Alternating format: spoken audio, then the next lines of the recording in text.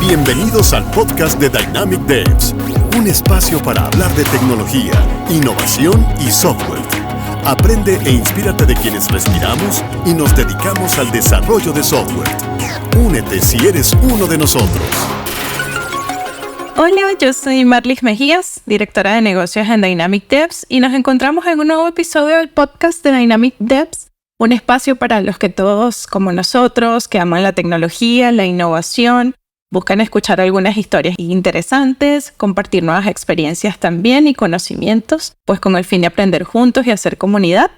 En este episodio del podcast me acompaña Cecilia Celeste Danesi. Ella es abogada, escritora, conferencista, profesora y también investigadora en inteligencia artificial en todo lo relacionado a géneros y derecho.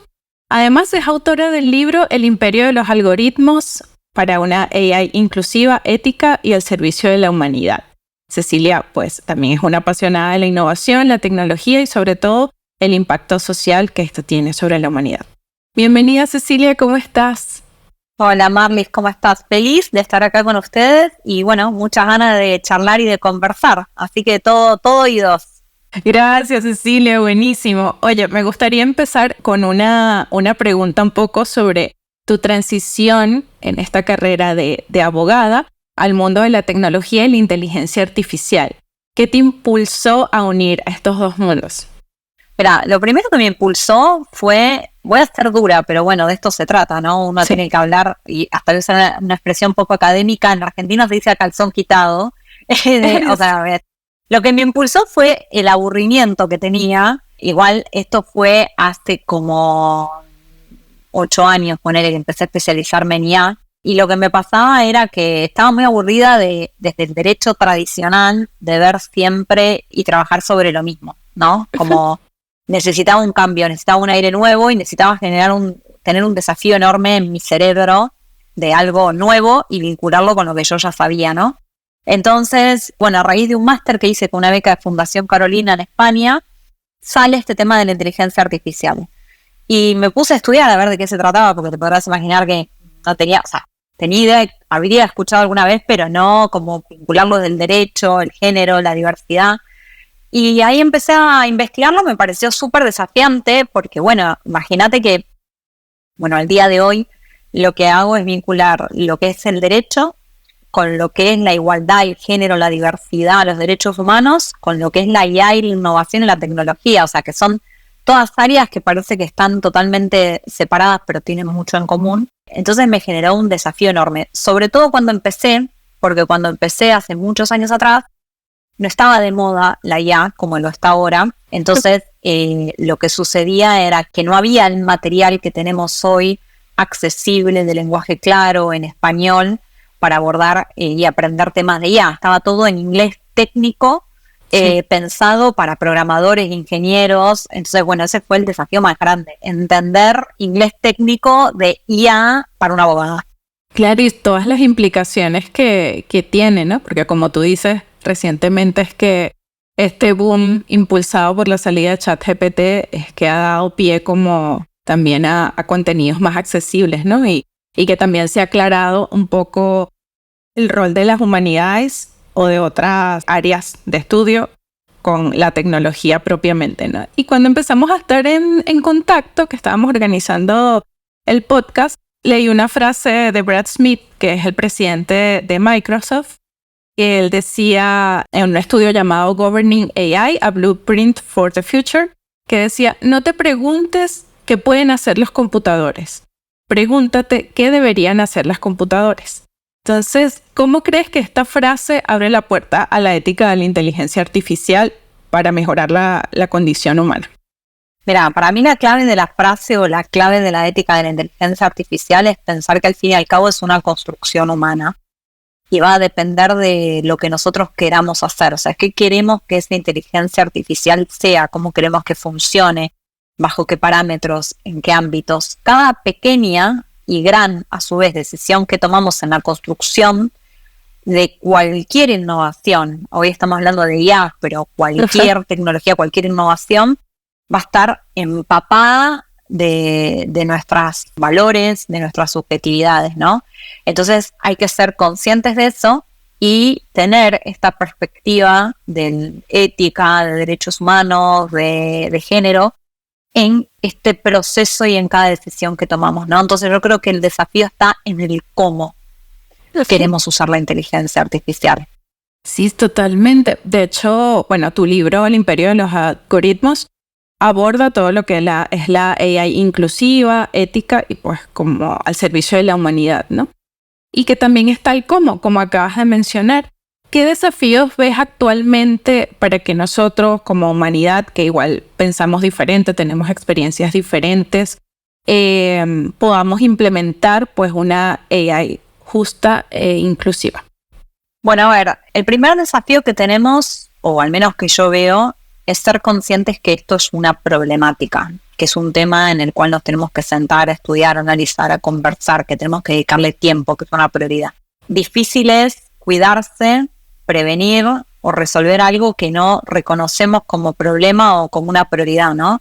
Entonces, primero ponerlo en agenda, identificar que este es un tema del que tenemos que hablar, y no seguirlo pateando, ¿no? Y cuando digo esto, no me refiero simplemente a empezar a publicar proyectos de ley a lo loco o empezar a hacer 3 millones de seminarios, sino también a actuar de manera, o sea, que tenga impacto lo que hacemos, ¿no? O sea, no solo en la teoría, sino también en la práctica.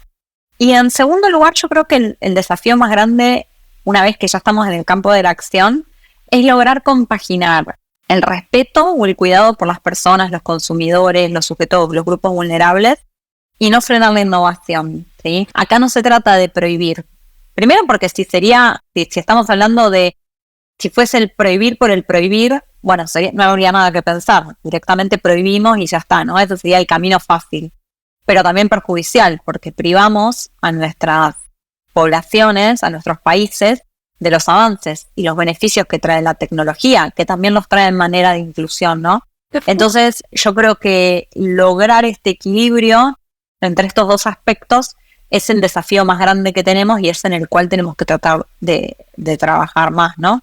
Sí, precisamente una conferencista y escritora también llamada Raquel Roca, que también tuvimos acá en el podcast, mencionó precisamente eso, ¿no? Que no se trata de frenar la innovación, sino de cómo lo manejamos. Y en tu libro mencionas también la perspectiva de género como uno de los ejes centrales que hay que tomar en cuenta. ¿Cómo se manifiesta la inteligencia artificial en relación a cuestiones de género y cómo podemos abordar esos sesgos algorítmicos? ¿Cuál ha sido tu experiencia?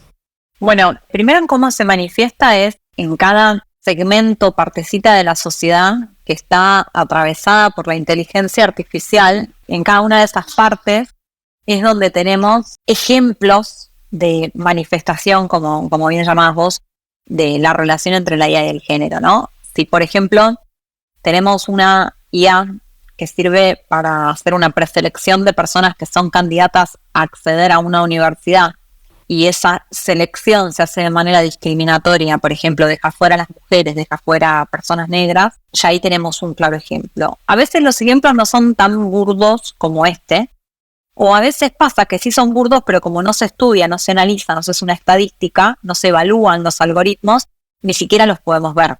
Entonces, no solo es un tema, o sea, para poder ver si están o no, hay que evaluar los algoritmos, ¿no? Y eso es un tema en el que yo estoy trabajando en lo que son las auditorías algorítmicas. Evaluar los algoritmos para saber si tienen estos sesgos. Y principalmente este enfoque tiene que ir en lo que conocemos como algoritmos de alto riesgo, que son aquellos que tienen un mayor o tienen la posibilidad de tener un mayor impacto en la vida de las personas y en cuestiones sumamente sensibles, ¿sí? Como el acceso a la educación, por ejemplo.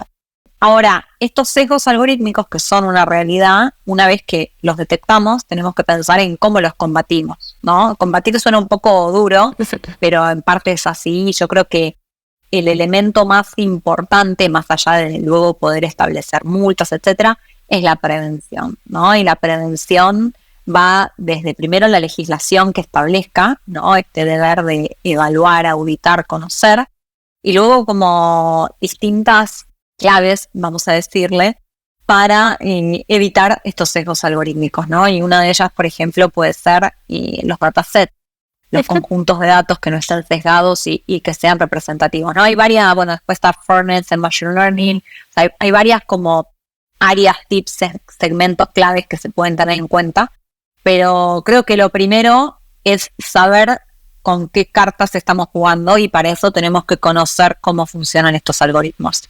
Así es, Cecilia. Y tomando en cuenta que esos sesgos también provienen de las personas que manejan los datos, que finalmente somos seres humanos, ¿cómo podríamos lograr que ese sesgo se reduzca y haya una mayor representación de diferentes personas, ¿no?, que alimenten esos datos y pues finalmente reducir esos sesgos? Bueno, a ver, de lo primero que tenemos que hablar cuando vos hablabas recién mayor representación, ¿no?, que es clarísimo, es ni más ni menos que la diversidad.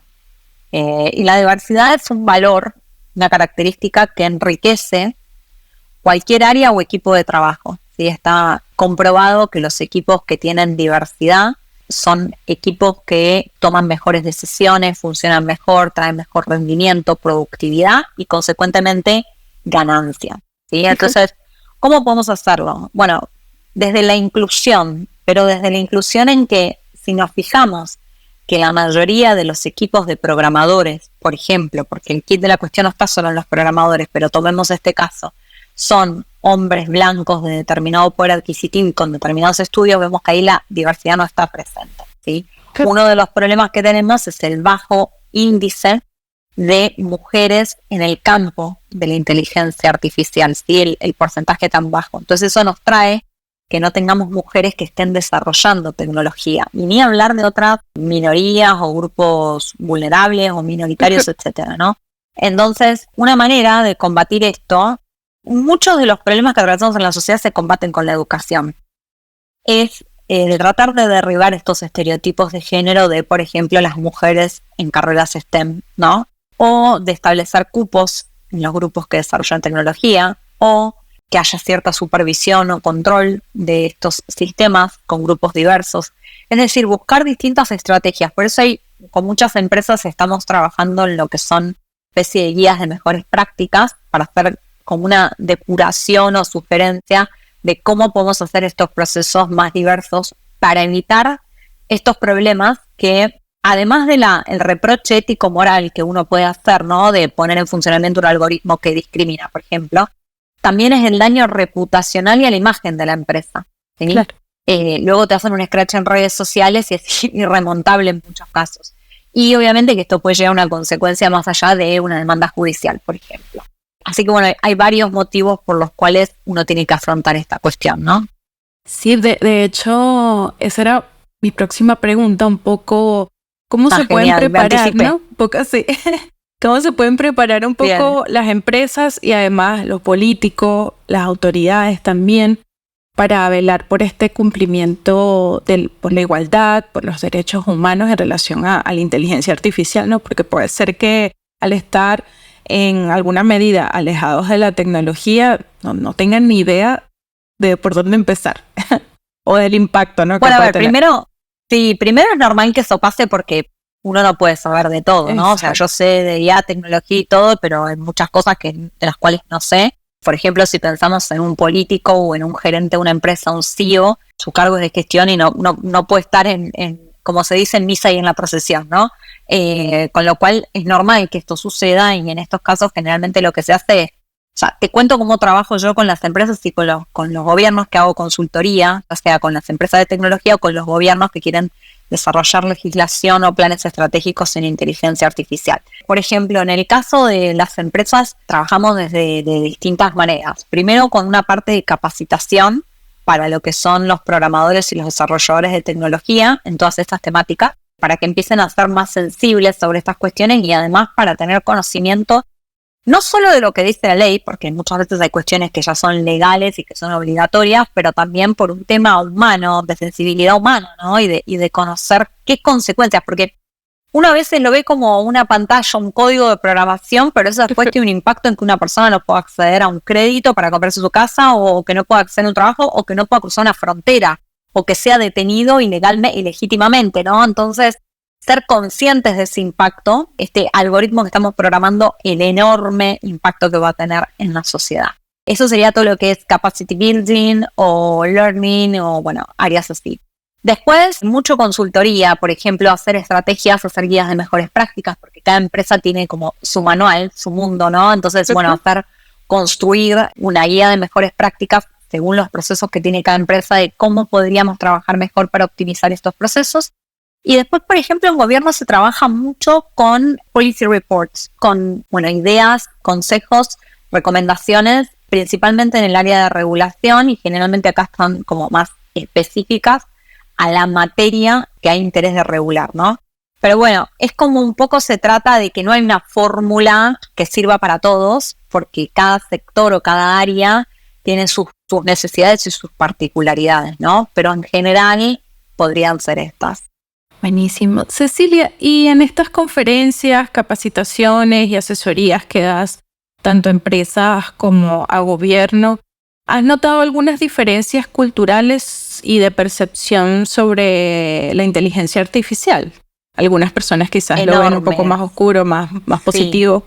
Sí, enormes. La verdad que eso a mí me sirve un montón, por eso sigo trabajando con una pata en cada, con distintos sombreros, ¿no? En la academia, el sector privado, el sector público, porque eso me permite tener un poco el termómetro de lo que está pasando, ¿no? Tenés áreas en las cuales son súper optimistas y están totalmente en contra de cualquier tipo de regulación, de resolución, de nada. Esto es que la tecnología no se le puede poner barreras, no se le puede poner nada, entonces no tiene que haber ninguna regulación, sigamos adelante, avancemos y punto. Otros también un poco más, no descreídos es la palabra, como totalmente despreocupados, dicen, no, porque mira, acá por ejemplo tenemos esta ciudad que está totalmente controlada por cámaras con reconocimiento facial, entonces cada paso que haces te lo están grabando y te están teniendo tus datos biométricos, y yo me agarro los pelos cuando escucho eso y la gente lo festeja.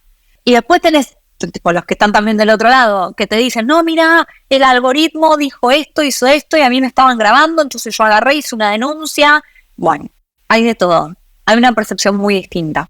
Y lo más loco a veces es que estas diferentes tipos de percepciones a veces son, ni siquiera digo las mismas regiones, sino, como decir, LATAM. No, dentro de LATAM hay un montón de diferencias, dentro de los países hay un montón de diferencias, dentro de las ciudades hay un montón de diferencias y dentro de los sectores hay un montón de tipos de diferencias. Porque muchos te podrían decir en el sector privado, no, nosotros no queremos una regulación, que es donde más tengo las críticas, ¿no? En el sector privado, no, cuando en mis redes, que soy súper activa con estos temas, comparto cosas de regulación, tengo todo lo del sector privado que me tiran los perros a matar, no, que acá no hay que regular, que no sé qué, y después tenés al CEO de OpenAI que fue al Congreso y dijo, sí, ojo que acá hay que regular, ¿no? Entonces, ese contraste es el que se da en la práctica, ¿no?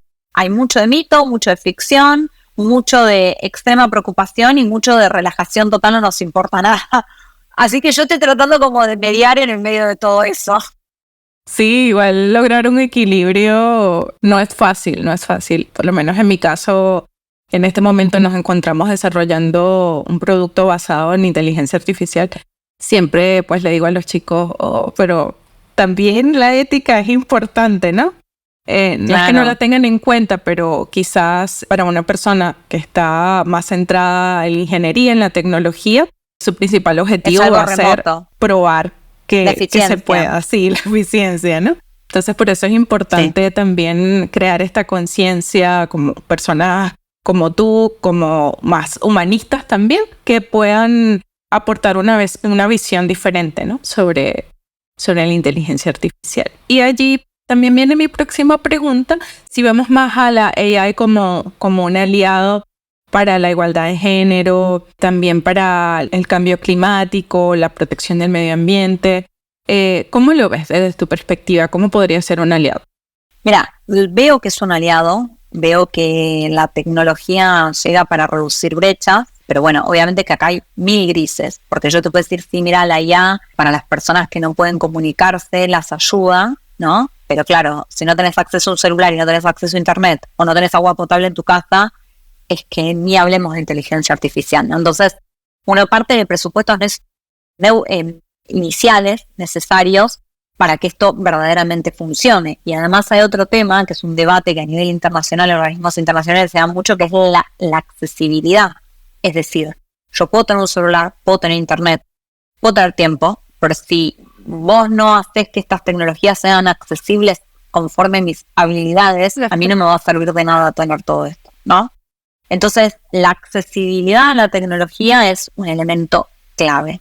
Y después, otro punto importante para que esto efectivamente sea inclusivo es el proceso del cómo lo hacemos inclusivo, ¿no? ¿Por qué? Porque muchas veces se peca de decir, bueno, yo quiero hacer una app que ayude a las personas no videntes a caminar, a circular por la calle, por ejemplo, y se hace sin incluir ese colectivo, ¿no? Entonces, esto de la diversidad y la inclusión y la representatividad en cada una de las tecnologías que construimos. Pero sin duda, la inteligencia artificial es una excelente herramienta en materia de inclusión.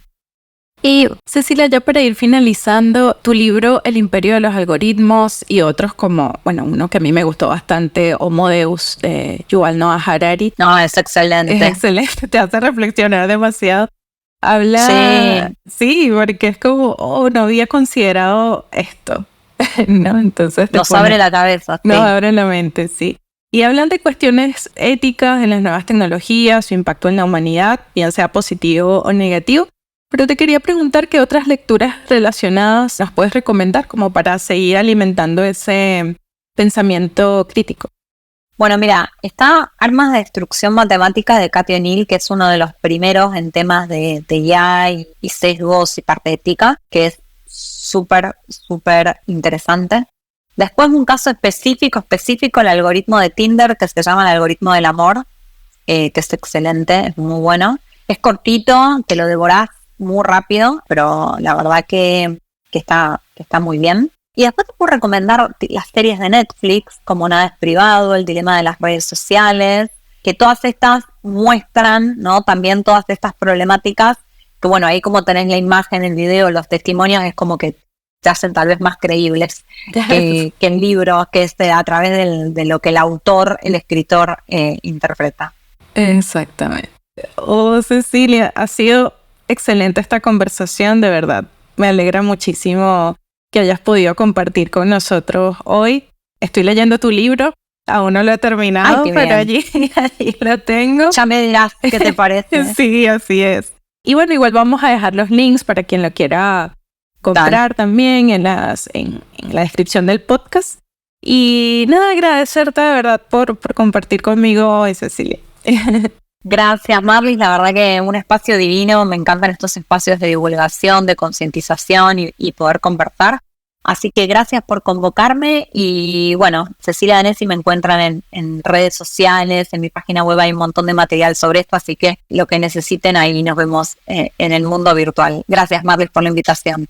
Genial, Cecilia. Y gracias a todos los que nos escucharon hoy. Recuerden que nos pueden dejar también sus sugerencias de temas en LinkedIn, en Instagram también, y pueden escuchar este podcast en Spotify y también en YouTube. Gracias a todos. Chao, chao. Gracias por sumarte al podcast de Dynamic Devs. Síguenos en Instagram, LinkedIn, Facebook, Twitch, YouTube como Dynamic Devs y en Twitter como DevsInfo.